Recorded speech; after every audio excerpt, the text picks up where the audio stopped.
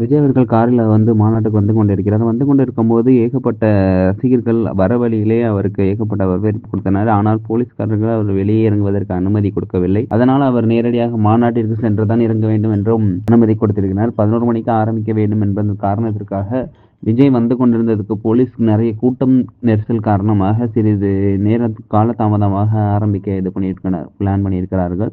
அது மட்டும் இல்லாமல் அங்கு அலைக்கடல் என திரண்டு வாரீர்ங்கிற மாரி ஏகப்பட்ட ரசிகர்கள் கூட்டம், பெண்கள், ஆ வயதானவர்கள் ஏகப்பட்ட பேர் அங்கு இந்த கூட்டத்தில் இந்த விஜயை காண்பதற்காக வெயிட் பண்ணிக் கொண்டிருக்கின்றனர். இவ்வளோ கூட்டம் வரும் என கண்டிப்பாக யாருமே எதிர்பார்த்திருக்க மாட்டார்கள். ஆனால் அலைக்கடல் என அதிகபட்சமாக ஒரு 3,00,000 4,00,000 பேராக அங்கு வந்திருப்பார்கள் என்று மிகவும் பரவலாக எதிர்பார்க்கப்படுகிறது. அதிகாலை மீட்டிங்க்கு அங்கு 11 மணி மீட்டிங்க்கு அனைவருமே 8 மணி 9 மணிக்கே அங்க வெயிட் பண்ணி காத்துக் கொண்டிருக்கிறார்கள் தளபதி விஜயை காணுவதற்காக.